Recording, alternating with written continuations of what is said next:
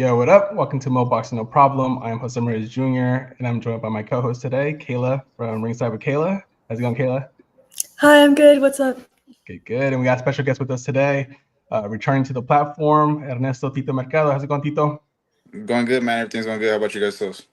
It's going good as well, man. Thank you so much again for making the time and coming back. Yeah, for sure. A lot going on since we had you on.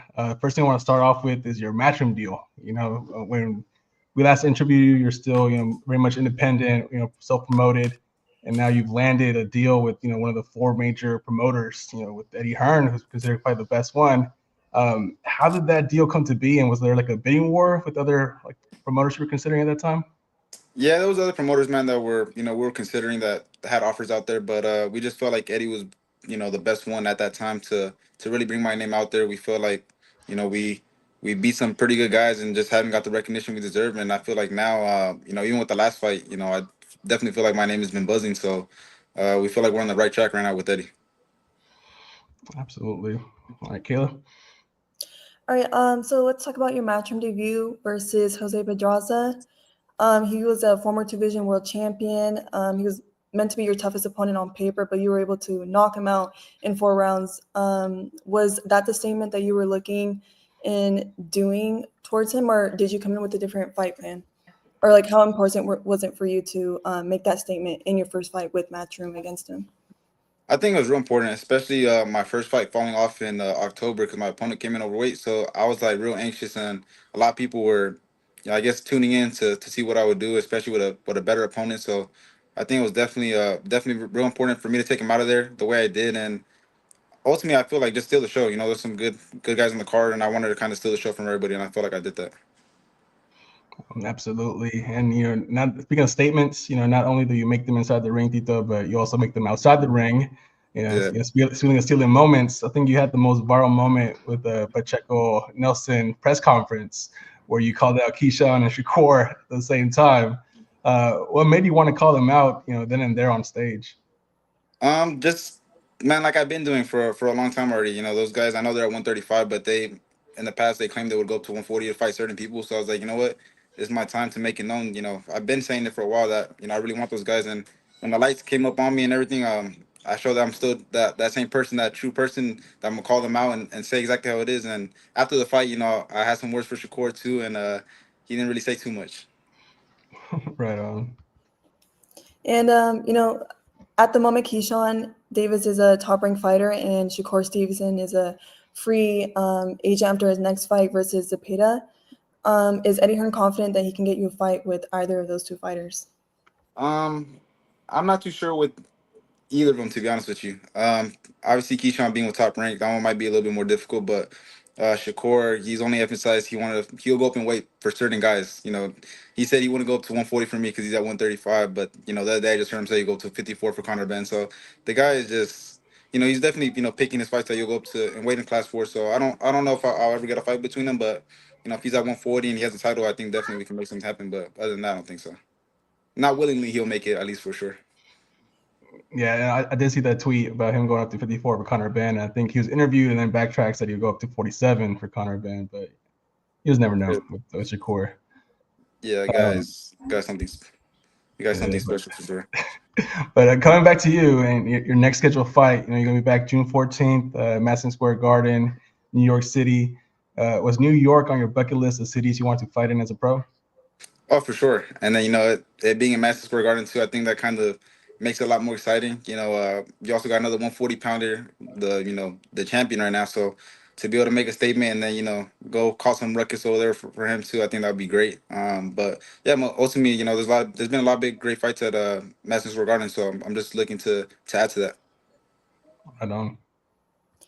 And your opponent, Jonathan Montrell, what can you tell us about him? And also, how do you prepare for every fight coming up to it? Like, do you study their sparring, their fighting clips, or how does that work with you and your team?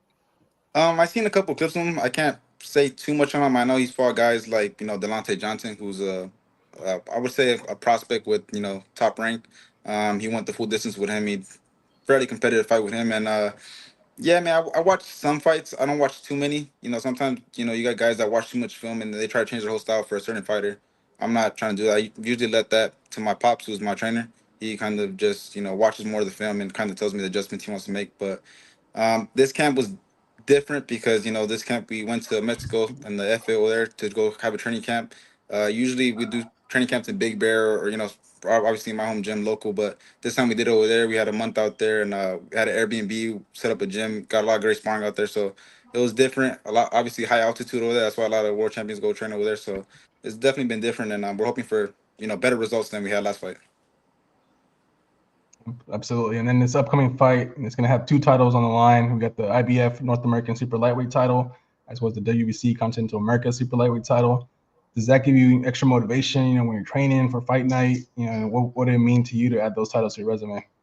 Oh man, it means everything. It's one thing, calling these guys out. Obviously a lot of silence from them, but it's another thing becoming their mandatory. So this fight definitely gives me a lot of motivation.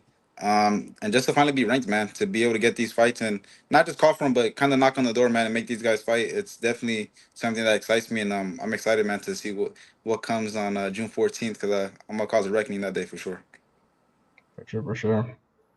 And you said that you wanted a world title shot at 140 as early as this year. Do you think any of the champions will give you a shot as a voluntary defense, or will you have to force their hand through the rankings by becoming their mandatory? I think for sure I would have to force their hand. I think the easiest out of all of them to make the fight would be with Hitchison, just because he's with Matchroom. But we've seen in the past where he's had, I guess, a mandatory per se with Matias, and he was for whatever reason pulled out of that. And so I'm just hoping, man, when I become his mandatory, that he fights me. If not, obviously I would have to fight for a vacant belt. But either way, I'll become champion at one point or another. A message here for Skywalker Boxing Media says saludos Skywalker. And Tito, I want to switch gears a little bit and kind of take it back to 2 weekends ago. We had kind of that Riyadh season, Cinco de Mayo weekend with Ryan at the Madison Square Garden on Friday, and then we had Canelo in Riyadh that Saturday. That event was underwhelming, to say the least, when it came to those fights. Yeah. And I think what's been interesting is that we've heard it from Rolly and also from Bob Arum, but they said part of it had to do with just the fighters getting overpaid for those matchups and not kind of getting motivated for like their next upcoming fight because they kind of already had that bag secured. Win or lose, they already kind of have the next fight lined up. What were your thoughts on kind of that whole Cinco de Mayo weekend? And do you kind of agree that sometimes if there's not that incentive to perform, that they kind of put their take the foot off the gas pedal, just to as a metaphor?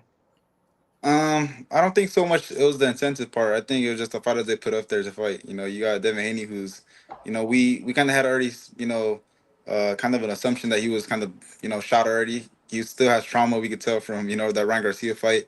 And then as far as the other guys, man, you got guys like Barbosa. I mean, Teal, don't get me wrong, he went out there to fight. I felt like he did. I didn't feel like he did enough to impress me. But he definitely went out there. We can see that he was trying to fight Barbosa. I just think the lights were too much for him. And and as far as like Ryan and Rolly, I mean that's you just got guys up there, man, that they shouldn't just be having on the card. To be honest with you, I mean not for exciting fights at least. So, in that part it was underwhelming, but I don't think it's so much incentive, man. I think you put the right hungry fighters in there, man. You pay them right, they're gonna go out there and fight. And I just think we had the wrong fighters up there that night.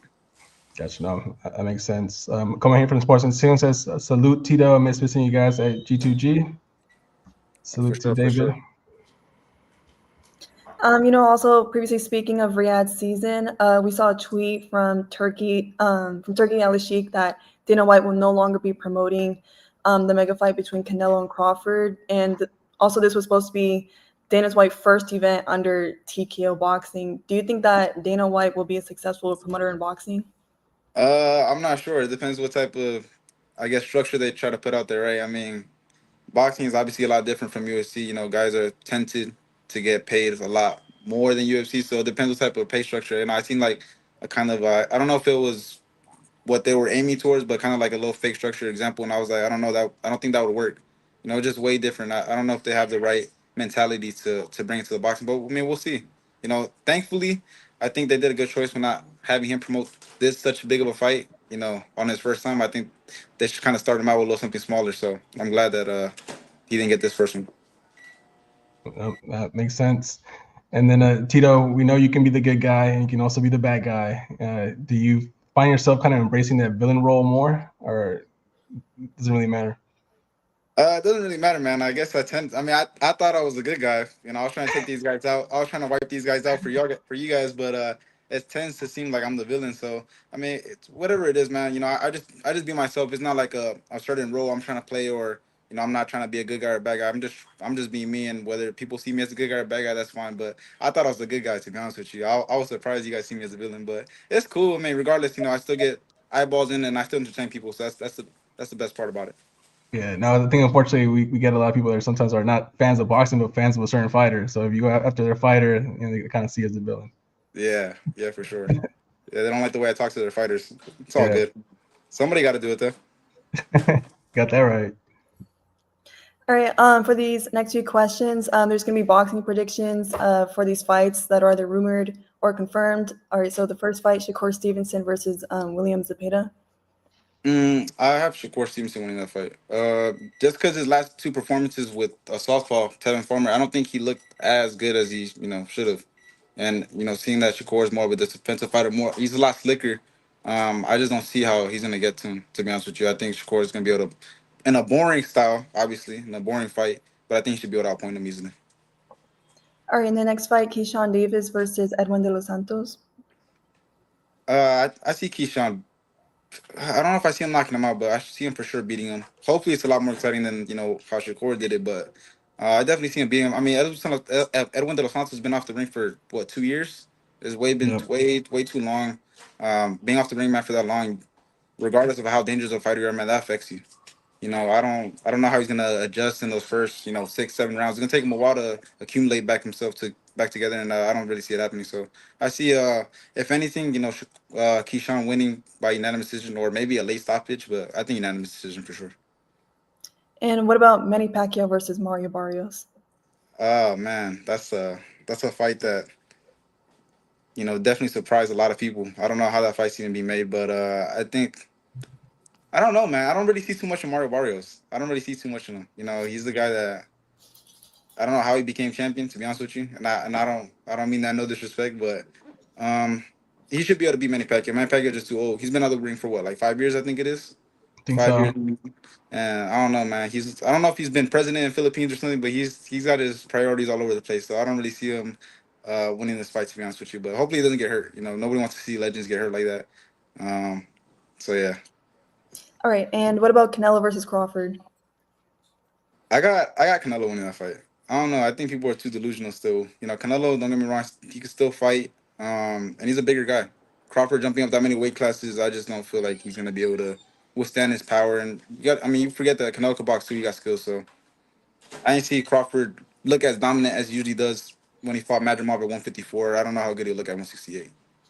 All right. And then last one, Teofimo Lopez versus Duran Ennis. Um, that's a good one. What a turkey call him? What you never when turkey called him? He was like, Oh, he butchered his name. I forgot what he called him yeah, too. Teofimo. Yeah, I don't know. I think Booth should be able to win that fight. To be honest with you, I think Booth should be able to win that fight. Um, but we never seen him against really good opposition.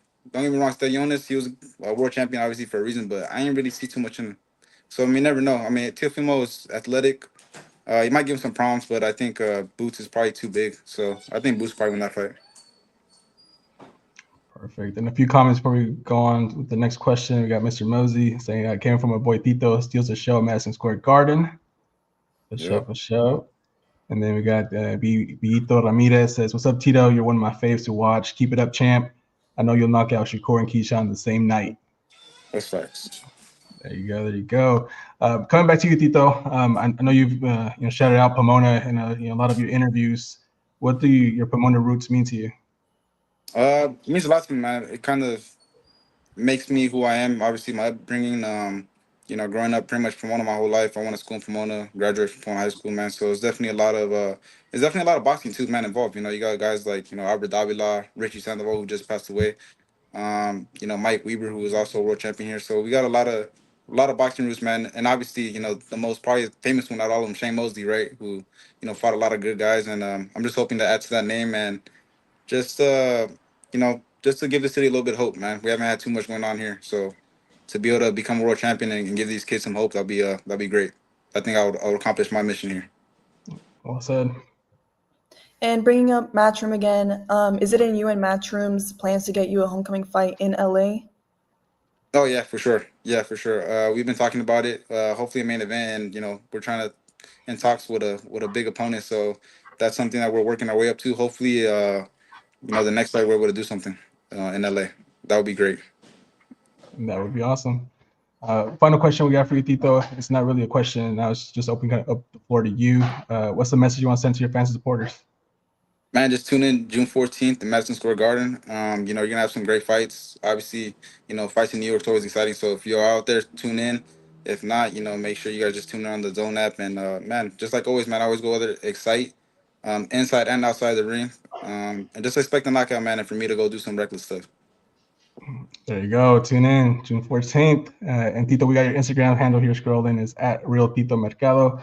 Any other socials you want to shout out? Nah, it's pretty all my social, man. I keep it pretty simple. I don't do all this. I keep everything at Real Tito Mercado. So you guys follow me on all socials at that. Perfect. Yeah, give him a follow there. That way you don't miss any updates in his boxing career. And again, Tito, thank you so much for coming on and talking some boxing. We'll be definitely tuning in on June 14th. Appreciate you guys. Thank you. All right. Thank you. Bye.